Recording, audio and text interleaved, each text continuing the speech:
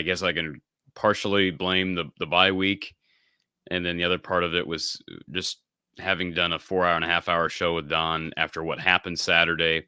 Um, being the Iowa fan that I am, I mean, I've admitted that before. I'm a fan. I was just ready to take a reprieve.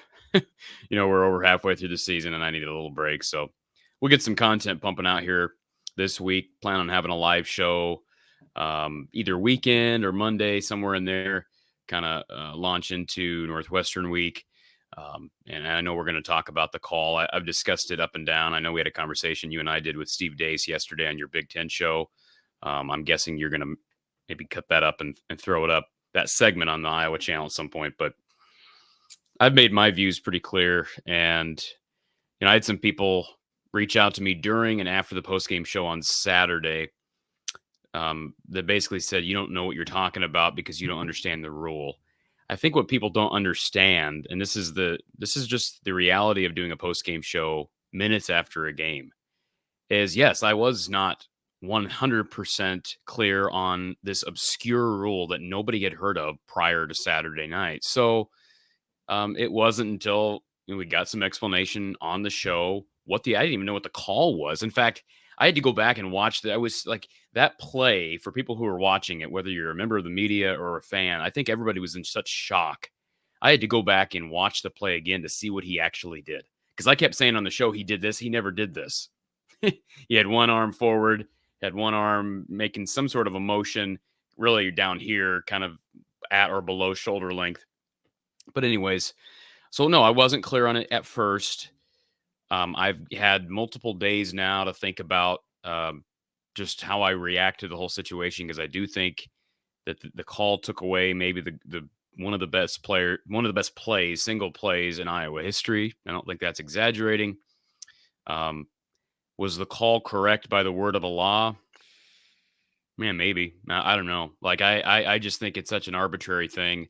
And, I have so many questions about how players and coaches are educated on rules and whose responsibility does that fall on.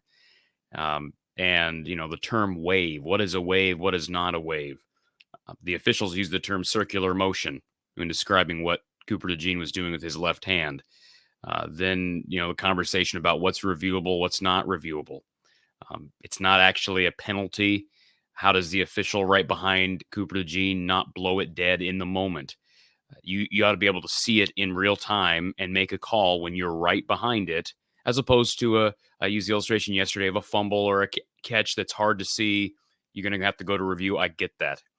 But the fact that you can call it indisputable evidence. And then the other thing, I don't know if you saw this, Mark, but I think it was the Des Moines Register, USA Today. They did a interview with, I believe maybe it wasn't Tim O'Day, but it might have been Bill Carollo, the head Big Ten official or the leader of Big Ten officiating, I think. And I'll read you the quote. You may have seen, I retweeted this, but it was a quote from an article that Chad Leistico, the Des Moines Register, published. This was a quote from Bill Carollo. If you look at a ground video of it, you might say this doesn't look like much of a wave. But if you look at the high camera view over the top, he's actually waving. I mean, come on, man. What are we doing here? We look at the high camera view over the top. Why would we look at the high camera view over the top to identify whether a player is signaling for a fair catch? That's a stupid quote. And maybe that was just, maybe he shouldn't have said that. Maybe that was, it looked, I think it made the situation look worse. But ultimately, as I said to you before we started recording here, you got to move on. And, I'm tired of talking about it, frankly. I'm going to publish probably one more video on that whole ruling and what happened. But it's time to move on and talk about the bigger picture. This is one game. Even if you want to believe that it was stolen from Iowa, and I believe that it was. I know the players believe that it was. I had a conversation with Iowa D tackle Aaron Graves last night. We'll be publishing that interview here in the coming day or two. And he believes it was stolen. And that's fine. I tend to agree with him. But ultimately, as he expressed to me last night, you got to move on. one game that even if it was stolen, one game that was stolen, we've got 4 more games left in the season. They got a chance to win the West. If they win out, I think they do win the West. But they've also got opportunities to trip up.